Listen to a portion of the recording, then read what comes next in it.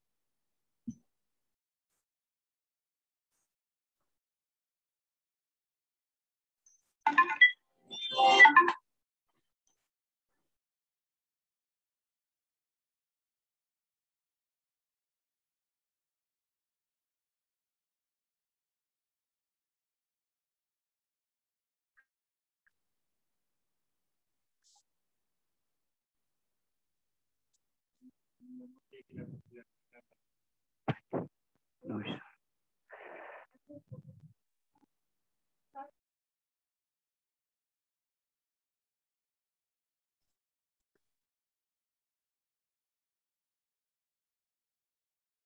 I know I'm doing.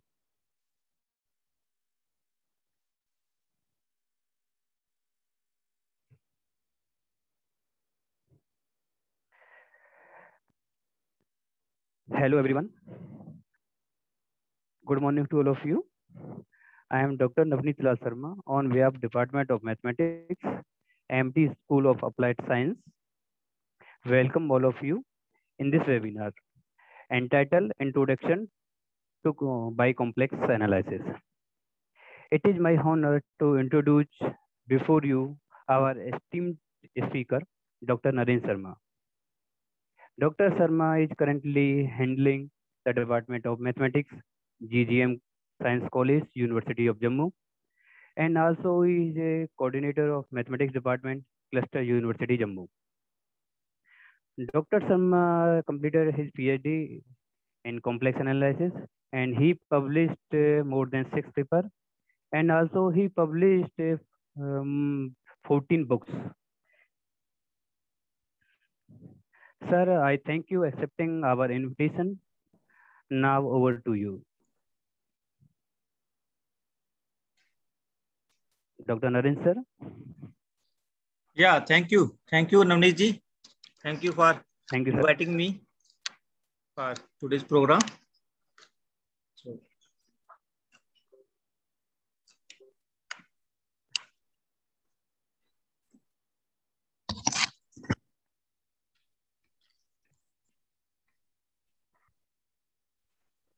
yeah, should I start? Yes, sir. You can start now. Hello, am I audible? Yes, sir. You are audible. Yeah, should I start? Yes, sir. Okay. So, first of all, I want to thank Professor A.K. Jadhav, Director, MD School of Applied Sciences, Professor Navneet Nal from Department of Mathematics, for inviting me for today's program under this Innovation Week, as far as I know. So I have chosen a new topic for my presentation, and this topic is, I think, little new to all of you. So I start my presentation. Yeah, I share screen.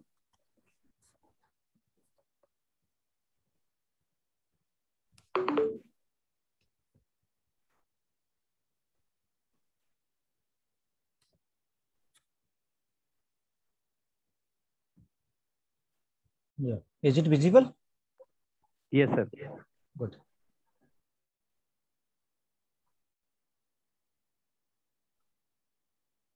Okay.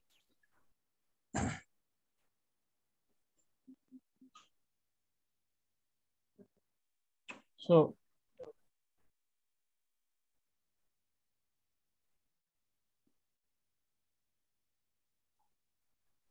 yeah, the topic is Introduction to Bicomplex Numbers. Sir, please take a presentation mode. Control L you can use.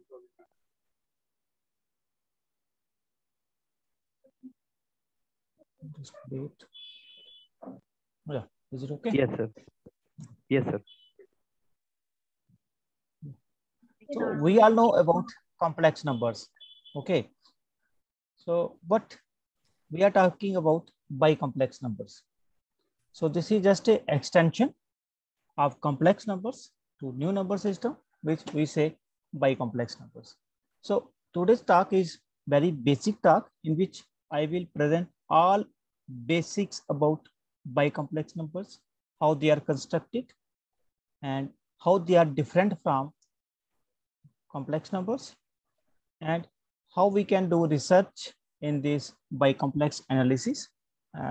Most probably results which are available in complex analysis or other fields, you can convert those results into this bicomplex analog form. So as we all know, the complex numbers is represented by simple a plus ib, where ab are real numbers. Okay. And this is a field we all know. And in this set of complex numbers, there's just one element, that is 0, which is not invertible. Okay. Then this set of complex number we can view is that a algebra generated by a field of real numbers, or in other words, just because of the presence of two real numbers a and b, I can say it is a kind of duplication of real numbers. So means from a real number line, I am moving towards complex plane, and here I have two real numbers. Okay. And you all know that when we draw the graph or complex plane, so we draw two axes, x-axis and y-axis. Okay. So I say it is a duplication of real numbers. Two real lines I have combined, I have made a complex plane. Okay. Now, what we do, we repeat the same process. If I replace here real numbers a and b by complex numbers, then what will happen? Let's see. So then this duplicative process by repeated with the set of complex numbers. So means a and b, which are real numbers, I want to replace these real numbers by complex numbers. So then we get a new set. So this is new set, you can see here, and new concept of bicomplex numbers were developed, and then we denote it by capital letter T, and which is equal to this Z1 is complex number plus I2 Z2, where Z1 Z2 belongs to complex plane. Now the question may arise, we have two complex planes, then why I have written here I2? What is the role of this I2? When I take two complex numbers, means complex numbers, so means it looks like I am involving, now see, set of these complex numbers. I am involving two real lines. Okay. Now I am involving two complex planes here. Okay. So when I take two complex planes, what is the structure? How it look like? What should be the algebraic properties in it? So these are the questions which comes in our mind. And this is a theory. This was earlier, the first paper in this bicomplex was by J.D. Delay in, I think, 1950s. And he did this work as his in his PhD thesis. And in 90s is around 1998, 2000. And then a Professor Dominic Honcho from Montreal University, he again started work in this bicomplex, and he did his work is bicomplex dynamics and other things. He was also my co-supervisor in PhD. So this work again started in 90s, 98 around. Okay. Then in other words, what I want to say that the set of complex numbers, you all know that it is a vector space over the field of real numbers, right? So set of complex numbers is a vector space over the field of real numbers. What I am doing, I am taking the set of complex numbers, but now I am taking it over. सारा cheating से किया है तो class तो है नहीं but बच्चे कहीं बिजी और हमें भी. Yeah. So now I am taking the set of complex numbers as a vector space, but I am taking the field again complex number. Set of vector space complex numbers as a vector space over the field of complex numbers. So I am involving two complex planes. Okay. I am involving two complex planes. Okay. So when we have two complex planes, so I must differentiate between vector and scalar and other things. So because of two complex planes, I take two imaginary units. I denote one imaginary unit by I1 and another imaginary unit by I2 because of the presence of two complex planes. So that's why here I have written as T is equal to Z1 plus I2 Z2. Okay. I2 is again imaginary unit. Okay. Now this I2 we take for bicomplex numbers, and this Z1 and Z2, they are again complex numbers. And the imaginary unit present in this Z1 and Z2 is I1. Okay. So there should be no doubt. Then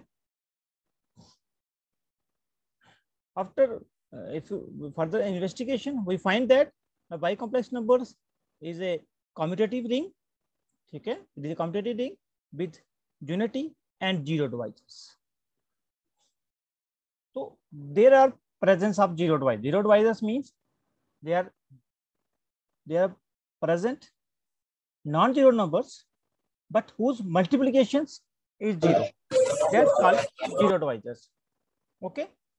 So zero divisors, in other words, I can say that elements which are not invertible. Okay. Now, so since I have taken two complex planes, so I generalize these complex planes IK. CIK means CI1, CI2, CI3, and I represent these complex planes as X plus Y IK. Okay, where IK is imaginary unit, his square is -1, and this X, Y are real numbers. This is different complex planes. Okay, now we define bicomplex numbers as this notation T as Z1 plus Z2 I2, where Z1 belongs to CI1. I hope you understand now what is CI1. So Z1, Z2. For these complex numbers, I am taking the imaginary unit I1, where these I1 and I2 both are imaginary units. Both square of these I1 and I2 is -1, sorry, and they are commute with each other. Okay, and I1 into I2 is equal to J, which is called hyperbolic unit, and J square is 1. Okay, so these are the properties of these imaginary units. Okay, so they are commutative property. Then we have now set up bicomplex numbers. Since you can see here, we have two complex planes. Again, this Z1 can be written as A plus iota B form. Similarly, this Z2 can be written as A plus iota B form. Okay. So what we do? So if I replace this Z1 by this form, xy plus y, so I find that I can represent this number as this W1 plus W2 I1 plus W3 I2 W4 J. And here W1, W2, W3, W4, they are all real numbers. Okay.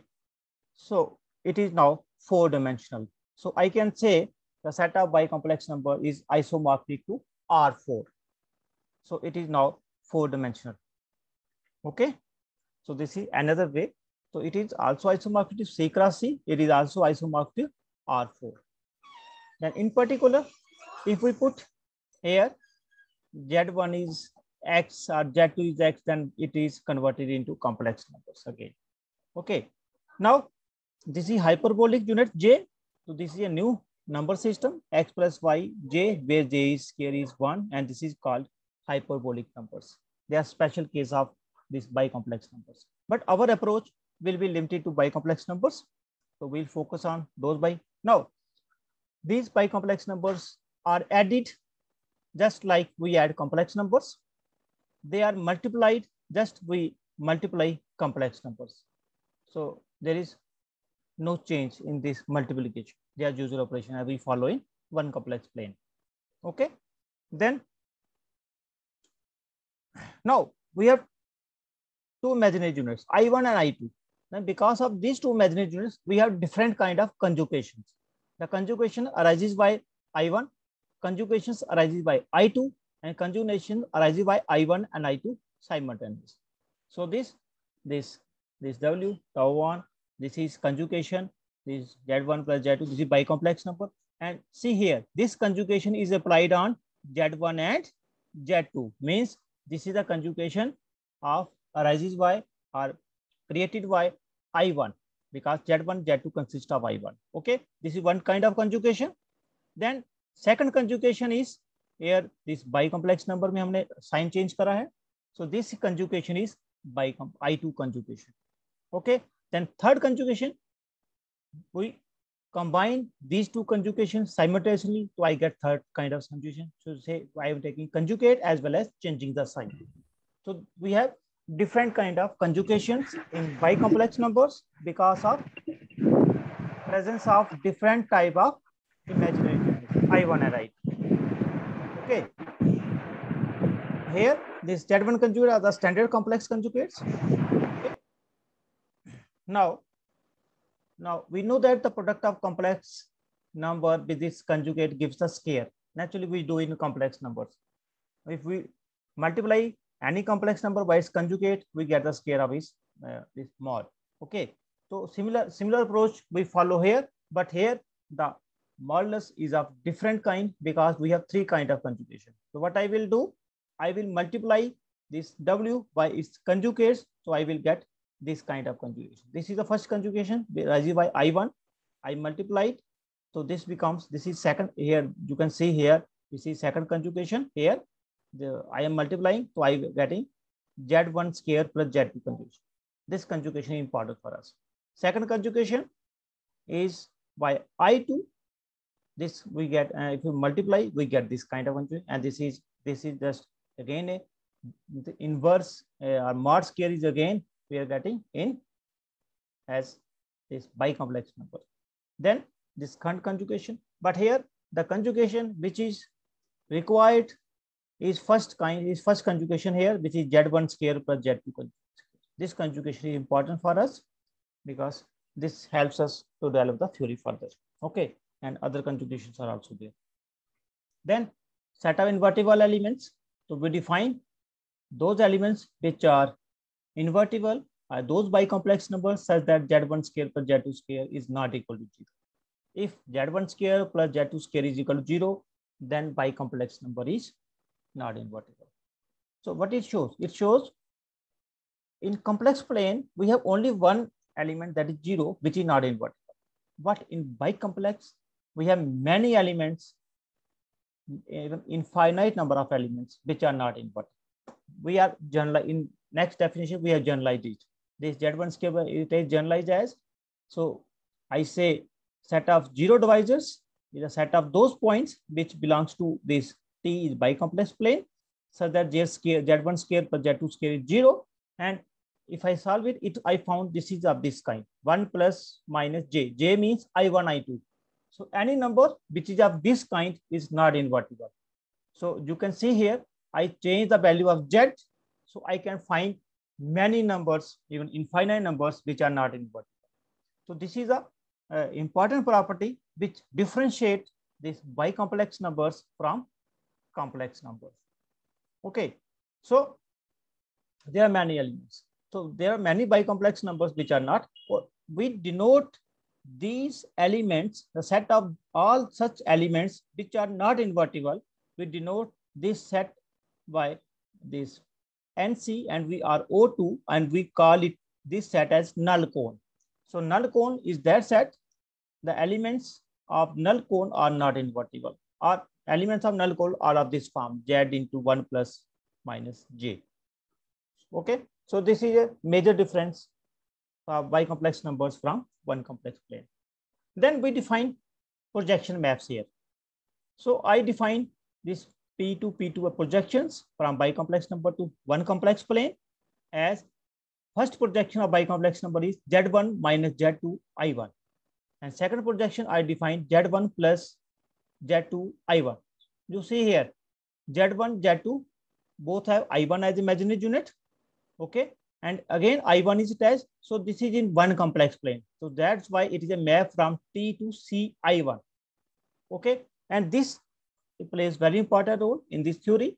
And you know, as we introduce, the bicomplex numbers are basically idempotent elements. You know how many idempotent elements in bicomplex numbers? In the complex plane, we have two elements which are idempotent. Idempotent elements are those elements whose square is equal to that element. Means 1 square is equal to 1. They are idempotent. 0 square is equal to 0. This is also idempotent. So in complex plane, we have only two idempotent elements, that is 0 and 1. But in bicomplex plane, we have 4 idempotent elements, 0, 1, and this E1 and E2. 0, 1 are already ordinary elements we find in complex plane, but E1 and E2, they are bicomplex numbers. So they are bicomplex numbers and which are idempotent elements. And these E1 and E2, they play very important role for even developing the whole theory, because we will find some unique representation of bicomplex numbers with the help of these idempotent elements E1. And they have special properties. Just you can see here, E1 square is E, E2 is here. This is the definition of idempotent. And if I add these two, you can see here, I get 1 and their multiplication is 0. So they are orthogonal to each other. Okay. So they are idempotent elements. And because of these idempotent elements, we get a unique representation. Okay. So every bicomplex number can be written as, see here, this is very important, Z1 plus Z2 I2. It can be represented as Z1 minus Z2 I1 into E1. E1 is our idempotent element, Z1 plus Z2 I1 into E2. If you solve this right hand side, you will find Z1 plus I2 Z. Okay, so this representation is very important representation. Okay, this is very important representation, and this representation is also known as Ring-Lab decomposition theorem. Ring-Lab decomposition, we say it, because every bicomplex number can be represented, and this is called idempotent representation, because E1 and E2 are idempotent elements. Okay, then, or we can say, as I defined previously, first projection, you can see Z1 minus Z2 I1, same I am writing here. So I can say Z1 plus Z2 I2, first projection of bicomplex number, E1, second projection, E2. So I can also write it as like this. Okay, then I can give a result that a bicomplex number is not invertible if and only if first projection is 0 or second projection is 0. If any projection is 0, this bicomplex number will belong to the null cone. All right. Now, this identity representation help us in the algebraic properties, because since we have two bicomplex numbers, so I convert this bicomplex number into idempotent form, and its idempotent form is this. You can see here. So what I did, I combined Z1 minus Z2 and here W1 minus W. I combined it. Idempotent form को मैंने plus कर लिया, and then I combined. I find their addition is, means I can add, I can multiply, even I can divide the idempotent elements component wise. I think you understand what is component wise. You can see here they are multiplication. So see here, this is Z1.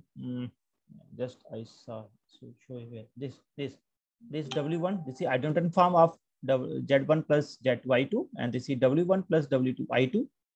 And if I multiply these two numbers, so the result will be this coefficient of E1 multiplied by coefficient of E1 here, and this is a multiple component wise. If I divide these two numbers, I will get Z1 minus Z2I1 divided by W1 minus WE. मतलब component wise divide हो जाएंगे, component wise multiply हो जाएंगे.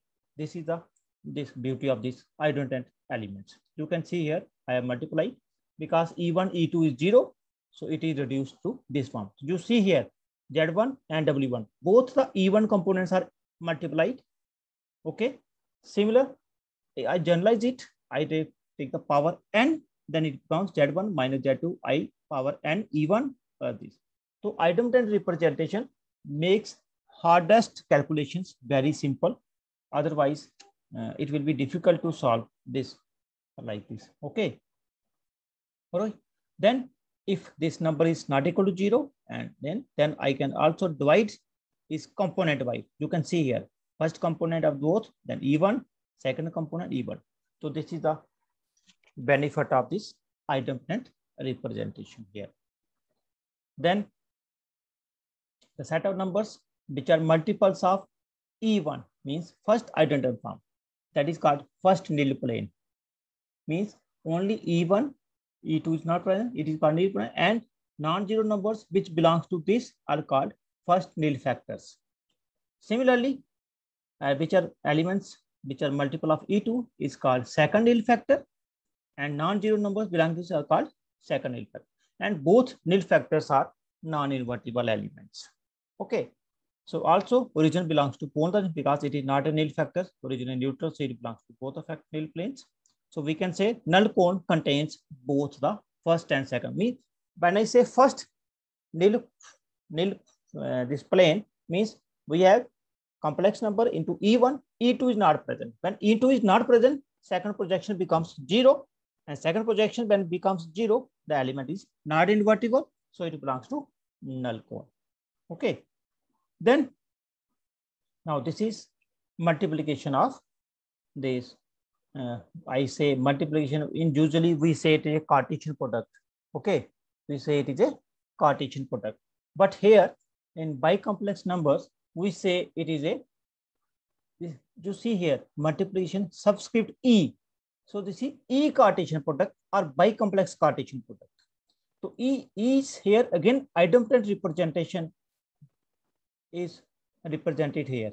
So E Cartesian product is defined as x1 cross x2 is all those bicomplex numbers such that the first projection of bicomplex number belongs to x1 and second projection belongs to x2.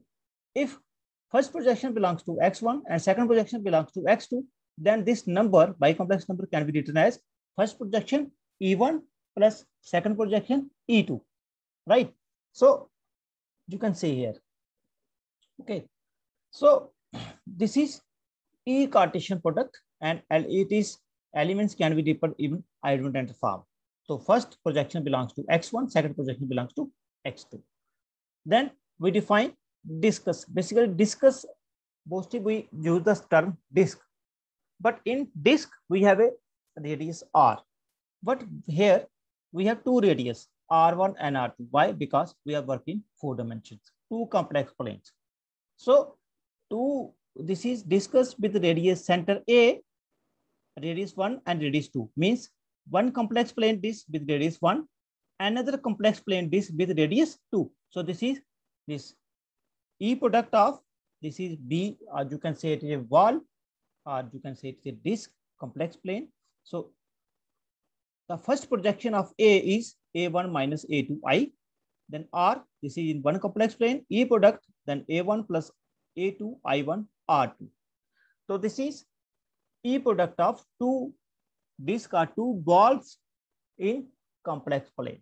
And in general, I can say it is W1 E1 plus W2 E2. This is bicomplex number such that W1 minus first projection radius less than R1. Okay, radius less than R1. Then W2 minus A1 plus A2 I1 radius less than R2. Suppose R1 and R2, they are same. I simply write R. It means then both the disks of radius R, then I can combinedly write that the distance of this bicomplex number from center is less than R. In general, B and R is the disk, or you can say open ball with center Z in nth dimension. So from bicomplex to I can go to n dimensions also. So this is generalization. Okay. So where R is R1 and R2. Okay. And this disk is called T disk or bicomplex disk with center A and radius R. If I take center 0, it is called live wall. Okay. Live wall is part of this Lie algebra. Okay.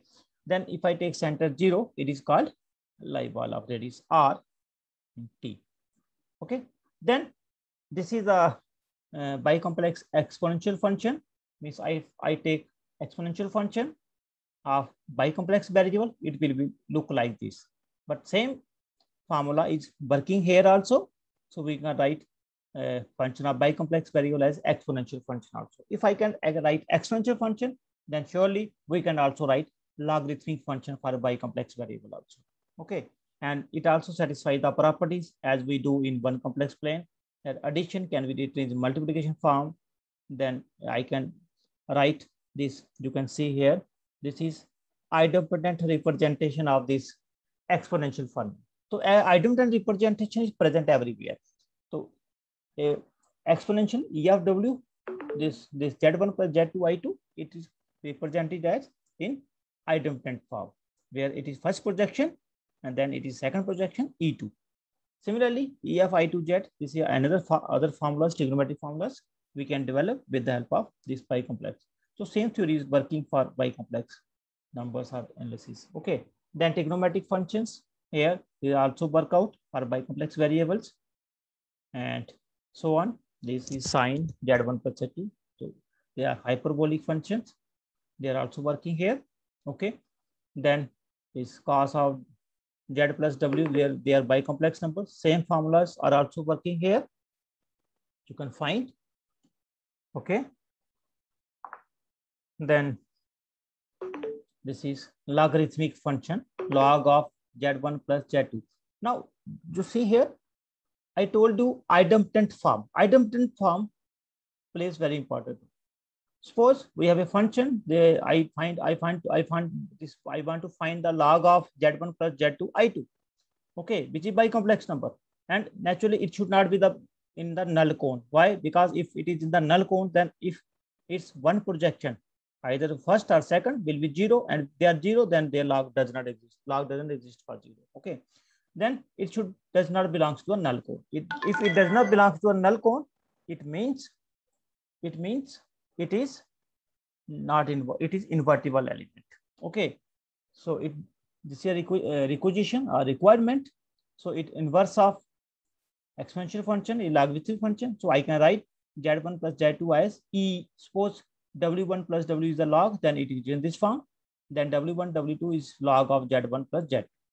Now, what I will do, I will find the log of this number by using idempotent representation. And if this number, bicomplex number, you can see theorem 7. If my bicomplex number Z1 plus Z2 I2 does not belong to null cone, that is first projection non-zero and second projection non-zero, then log of is defined and it can be written as log of Z1 minus Z2 I2 E1 plus this. Now this Z1 minus Z2 I1, this is in one complex plane, and in one complex plane we know how to find log. I hope you have studied it. Now this log of this.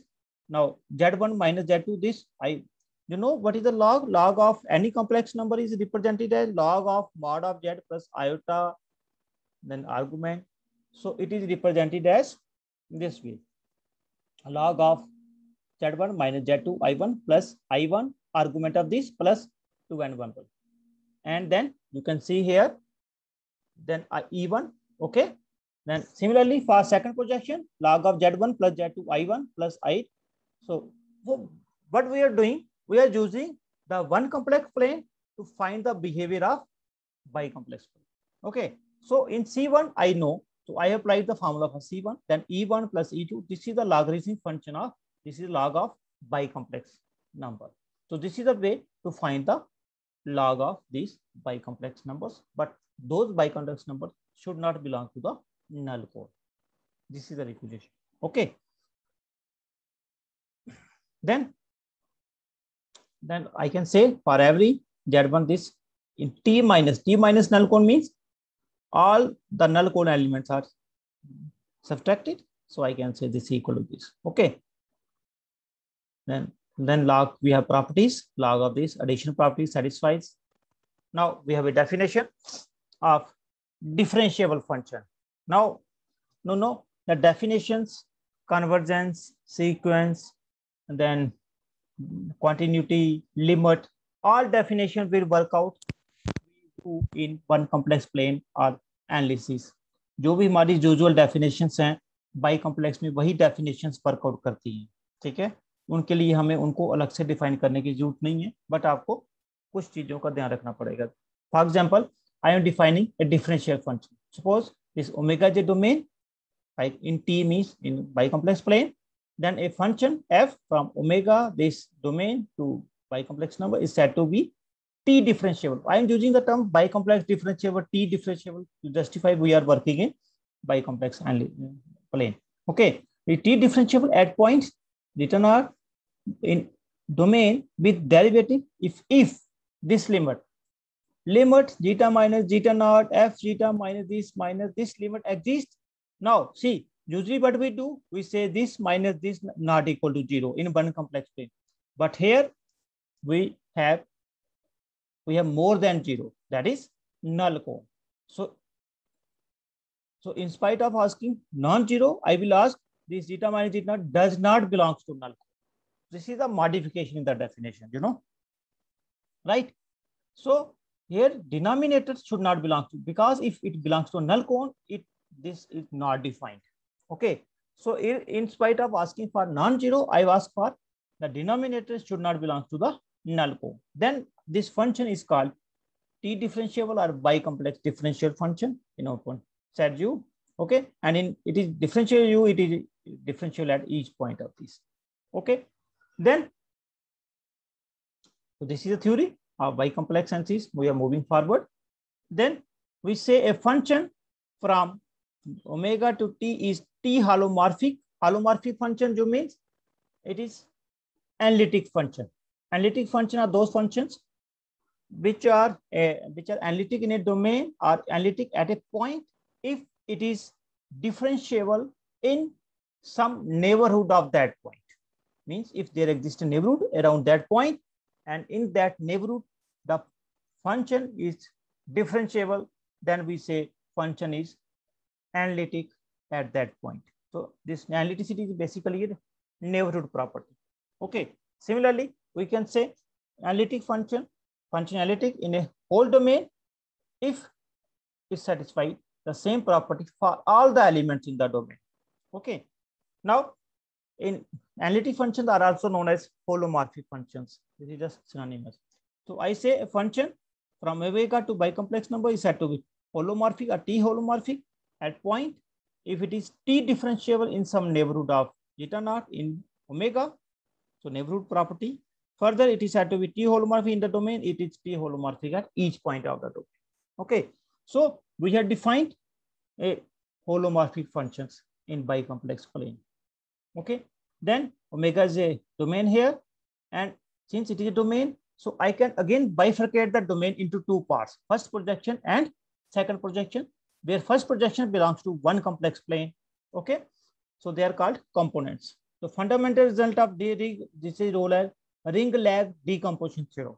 This is very famous theorem of this bicomplex analysis, and this theorem has turned out this all the research in this area basically. Now see this theorem 11. We have a omega be a domain in T, and we have a function from this omega to T, which is a holomorphic function. Then there exists a unique pair of these complex holomorphic functions FEI, FEI. Again, you can see their projections, and FEI belongs to one complex plane, or FEI is holomorphic on P1, this first projection of domain. So means if I have a bicomplex function on a domain omega, then bicomplex function again has projections, and first projection is holomorphic on first projection of domain, and second projection is holomorphic on second projection of domain. So I can write this F as FEI Z1 minus Z2 E1 FEI2, where this FEI1 and FEI2 they are holomorphic. They are holomorphic. Okay, for all these bicomplex numbers. So converse is also holding true, that if your components FEI and FEI2 they are complex valued holomorphic functions, okay, in omega 1 and omega 2, then I can convert the functions of one complex plane to bicomplex plane. Just I define this by map omega 1 E product, again E product omega 2 as this function. So this results is necessary and sufficient condition both holds here. Okay, so this is very important result. Then we have also Cauchy-Riemann CR equations, which are very famous for the criteria for this analytic function. So we say we have this bicomplex analog of this. We have a function, a bicomplex variable, which can be written as F1 of Z1 Z2. This is generalized satisfies CR equations. So these are the CR equations. This is partial derivative of F1 with respect to Z. Here the components are Z1 and Z2. This is F1 with respect to Z2 is equal to F2, Z2, then F2 with respect to partial derivative Z1 and is equal to negative sign of partial derivative of F1 with Z2. So we have bicomplex analog of CR equations with us. Okay. So this theory has developed. Then we have uniqueness theorem. Suppose I have two functions from bicomplex plane to which are equal for complex values of Z, means they are equal on one complex plane. Then they are equal for whole bicomplex plane. This is very famous uniqueness theorem. So with the help of that theorem, this result also holds. Now, the research part which is happening in this field is even we have worked in the following areas: bicomplex dynamics, in which we have find bicomplex this Fatou sets, Julia sets, then behavior of these normal families, then bicomplex Mobius maps. Other fields in which research in bicomplex analysis is being carried out recently is this function analysis. People are working function analysis, operator theory, and then applied sciences. They are developing the bicomplex analog of these results, which may be required for higher domain. And the beauty comes when we find something different from one complex plane. So there are little drawbacks when we see as we are doing the same things which we do in one complex plane. So what is the fun of doing all this? So fun is that if we find something new which is not present in one complex plane, then really it is birthful. For example, I show you some paper here. We were working in this meromorphic functions. Okay, this is my own research. We were working in bicomplex meromorphic functions. You know what are meromorphic functions? So meromorphic functions are those functions which are entire, but they might have these poles. So when they have poles, poles means those elements whose image goes to infinity. Okay. It means those elements whose image goes to infinity. Then we find a problem. What should be the infinity in bicomplex plane? And that was a question. So because there are many differences, so we try to find how infinity must be or infinity look like in this bicomplex. Bicomplex means extended bicomplex plane. Thus we find extended real line means R union infinity.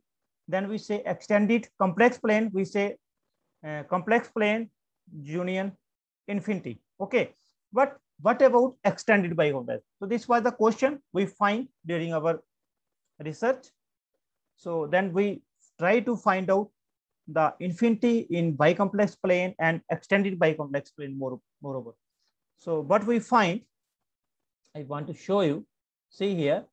So what I did, I took two extended complex planes and I take E product. This is my own paper. Okay. Then this extended complex plane is Ci1 union infinity and then Ci1 union infinity. So I take E product. E products means this, then it is just like a Cartesian product. Then it becomes C cross C union this C cross infinity, then union infinity cross C1, and then this infinity cross infinity, just infinity. Okay. So I find it is this kind of set. So means if you see clearly, this C cross C is nothing but T bicomplex, simple bicomplex plane, right? Then this is, you see here, this is C cross infinity. C cross infinity means first projection lying in the complex plane, but second projection is infinity. I understand it like this. First projection is in complex plane and second projection is infinity. And when I move further, this I find first projection infinity and second projection is complex plane. Then I name this C cross C. This is T. This is C cross C, which we do usually. This is usually T. This is bicomplex plane. And other elements, I name them I infinity. Okay.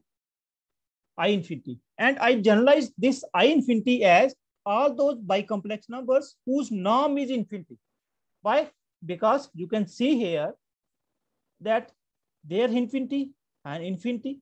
So there is no element without infinity. That's I say it I infinity, and I generalize it. It contains all those bicomplex numbers whose norm is infinity. Okay. So this was my extended bicomplex plane. This is T bar, and T bar is T union I infinity. Now here I don't have single infinity. Here I have I can say infinite number of elements which are infinity.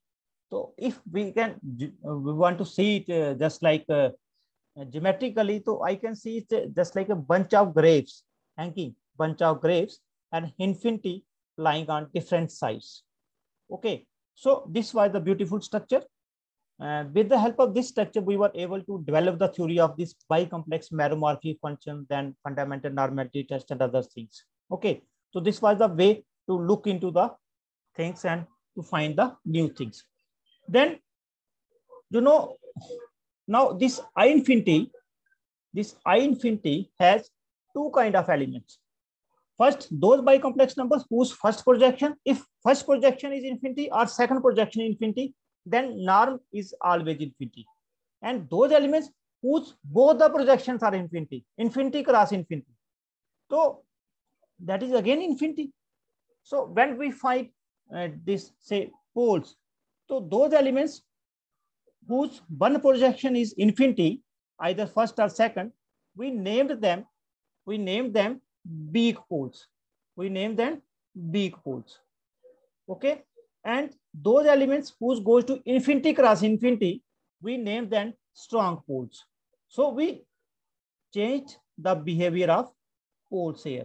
Okay. Then we change the behavior of poles. And this was the way to find new things in this bicomplex analysis. Okay. When we find this, then our meromorphic function business was okay. And then we find its normality test and other things, and then we find its bicomplex Carter matrix, which is in extended bicomplex plane. So we develop this theory, then we find other kind of matrix, and then we defined normal families for meromorphic functions, which were not possible earlier. And then we developed fundamental normality test of these bicomplex and meromorphic functions, and put some open problems. So this was the fundamental normality test for bicomplex meromorphics. I will not go into such deep condition. Okay, so this was about these bicomplex numbers, and I want to say that people can work in this area since there is a many scope of research, many bright scope. You can carry it out, and you can convert even your results into this bicomplex and log you can create of your results if you are done. Okay, so I think I complete my talk within the time allotted. Okay, so now I am open for queries or questions from audience. So please, in case of any question, you can ask your questions. Questions are most welcome, and question for that I think I think there is, you can hand raise. You can put your hands in hand raise. Okay, there is a option. Then we can ask the queries. Yeah.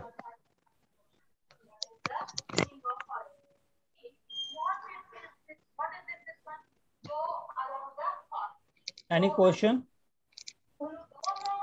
Yes, sir. One student was asking one question. Ask the student to hand raise. He can hand. So please, student, you can raise your hand if you have any questions. Because I will allow them to unmute करना पड़ेगा उनको. Otherwise they are not able to. Actually, sir, there is a question in the chat box by Dr. Manjula. It is actually, what is null cone? Null cone is that set of elements which are not invertible in bicomplex plane. Okay, and in bicomplex plane there are many elements, even infinite number of elements which are not invertible. I am allowing the participant to speak. I am they can unmute themselves. I am allowing them.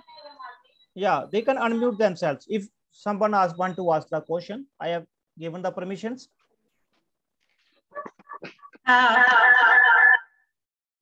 Good afternoon. Yeah.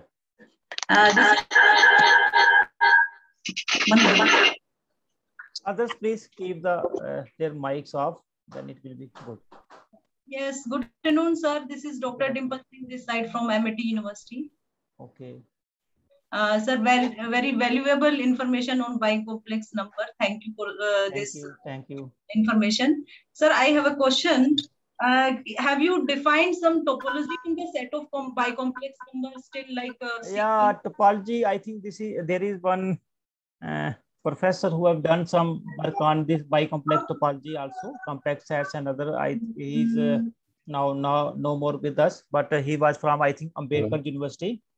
You can find in the Google also. So he has done some work on this bicomplex topological spaces. Okay, his name was, I think, Ravi Agarwal, Ambedkar University से थे वो, उन्होंने किया है इस पे काम. You can see in the Google. Okay, sir. Okay, sir. Thank you so much, sir. Thank you. So good afternoon, good morning, Yeah. sir. I'm Sudeshna Ghosh from MIT University. Although Yeah. I don't belong to this research area, mine is fluid dynamics, but I'm just curious. The thing which you just discussed today, it was a very interesting topic, and I heard it for the first time. I'm just thinking, can this concept be applied to any real life or industrial problems? Yeah, definitely. You see, it is basically we are moving from, if you see point real lines, we are moving from 1 dimension to 4 dimensions. Okay. Yeah. and in complex plane it is moving from one complex plane to two complex plane, C cross C. Okay, so if you have any problem related to you have in one dimension, and you can do that problem in higher dimensions and involving more I can say variables, so you can definitely use this.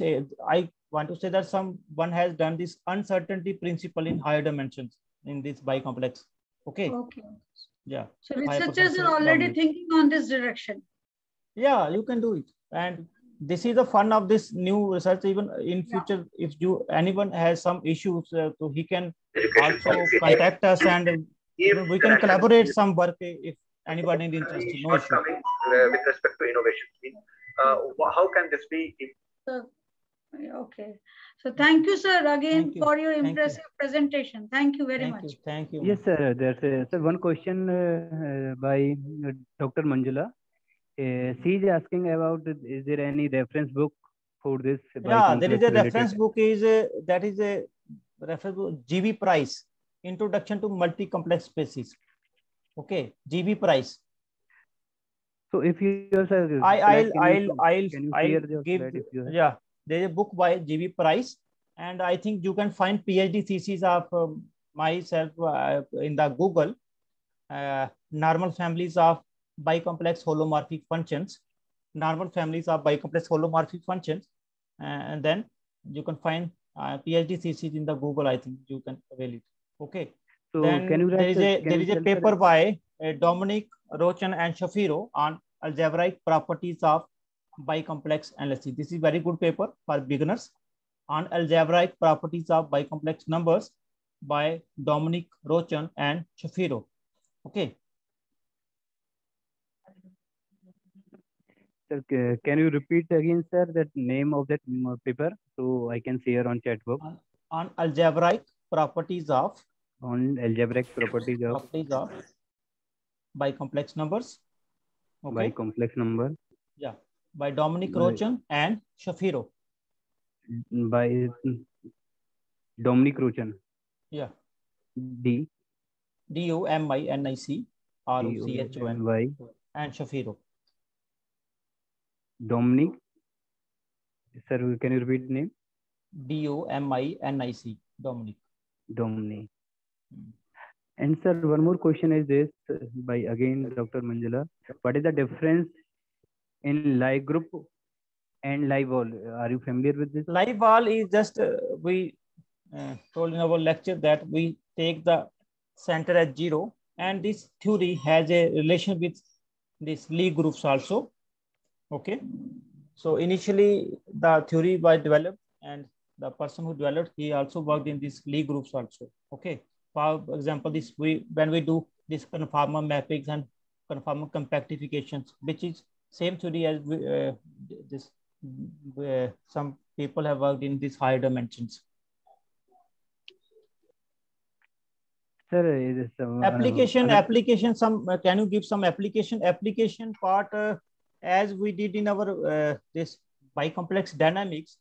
So we find some beautiful when we try to find the graph of some dynamics in dynamics, you know, Fatou set, Julia sets, they are basically nothing but iterations. We apply the same function again and again. Okay, and it moves, it keeps on changing, and it gives us different behaviors. And when we try to find out the graphs in this bicomplex dynamics, basically in graph, what we do, we put one parameter as 0 as we find the graphs in 3 dimensions. So in that graph, we find beautiful pictures. Okay, beautiful pictures as we did in our paper, normal families of bicomplex holomorphic functions, which is published in the Journal of Fractals. Journal by name also Fractals. So we get beautiful graphs, and those graphs are called fractals. And you know, fractal is basically a geometrical property. We all know what is square, triangle, rectangle. And if you see sky, or you see clouds, or you see some tree which have identical picture, you see, आप लोगों ने देखा होगा ना किसी tree को कि उसकी एक ही जैसी जितनी शाखाएं आप देखते हो तो उसका एक ही जैसा स्ट्रक्चर होता है.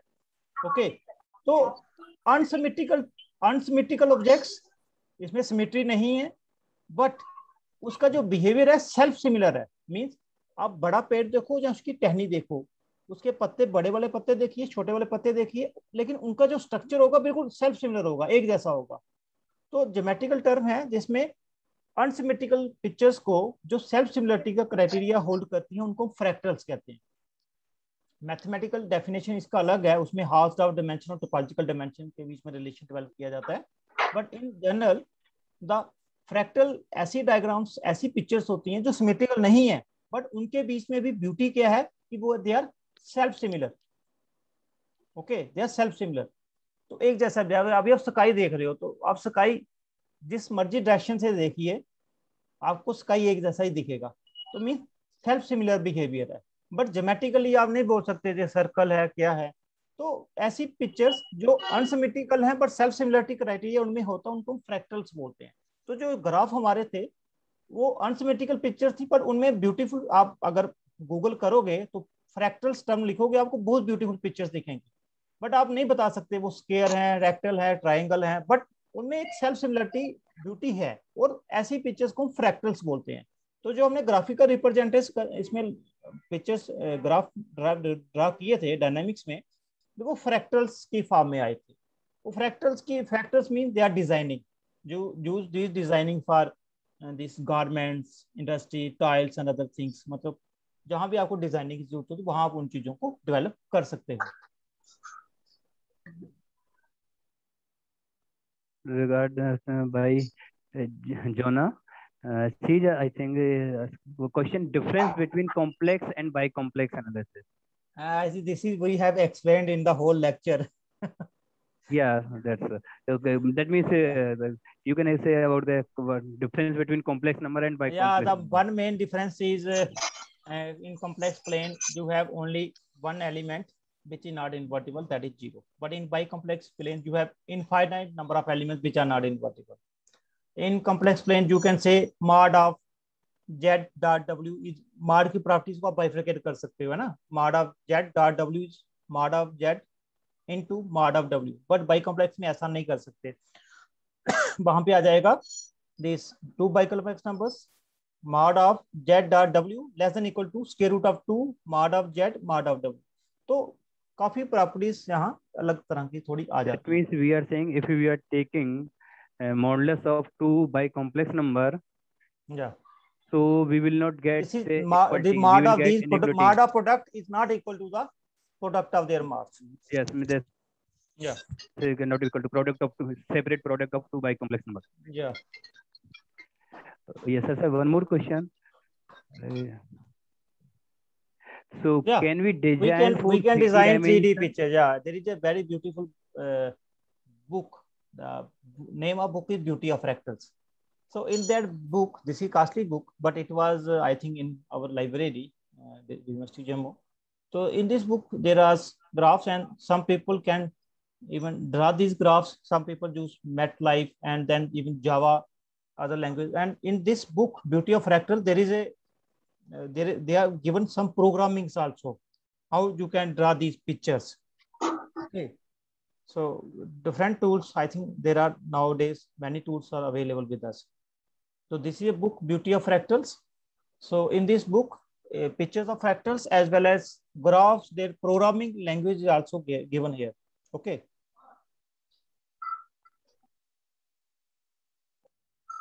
So any other question? Discussion is more important than lecture, I think. Yes, sir. Yes, sir. Sir, Dr. Manjula, if you have any question directly, you can ask. You can unmute yourself. Yeah, anyone can unmute. Yes, anyone can unmute. So you have permission. Now you can unmute yourself, and also you can ask direct question to sir. Okay, you have a speaker problem. Okay, fine. So is there any another question?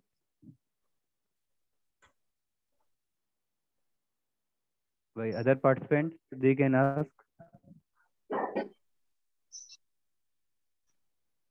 If there are no more questions, so now I will end this program. So just I'm waiting. I think is Dr. Manjula is writing something. हाँ, 1 minute रुक जा।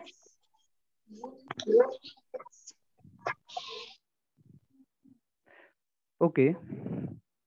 If there is no more question now, so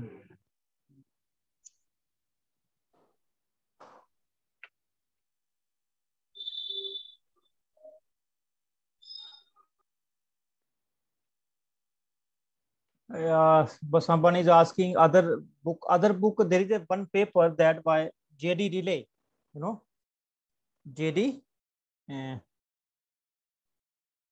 J.D. Relay. Okay. Paper. This is very basic paper, and first paper was first of all the work was started by J.D. Relay. I told in my lecture, so you can have this lecture paper. This is available in Google also. You can easily avail. And sir, can you speak again the name of author that you were saying? I can write. I have written in the chat box. Okay. Yes. You got it. J.D. Relay. Yeah. Okay. Okay. But Anjali, you can look that you can type Link this name. link I don't have at present. Link you will get in Google.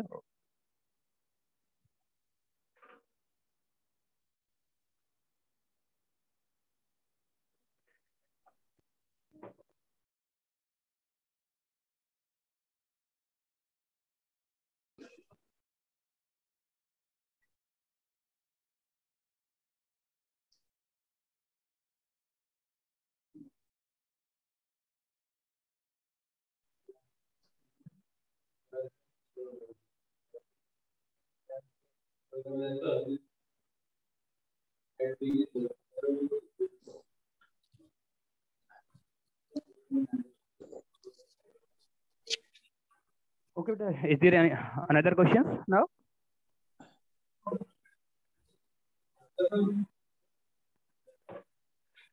Dr. Manjula, you have another questions? If there is no more question, now I thanks to Dr. Narendra Sharma sir for sharing his valuable time and assisting us with us taken also. And also I would like thanks to all participants who gave your valuable time to attend this program. Sure. Thank you. And thank you all. Thank you. So now I'm closing this program. If you have any another question or something, so you can share on to me by email. I can write my email ID. So just my name is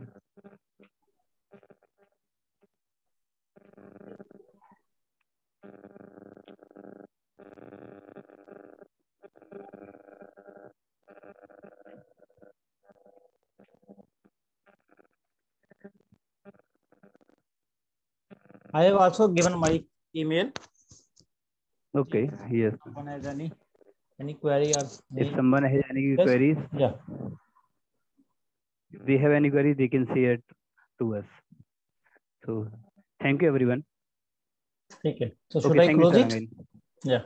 Thank you. Thank you.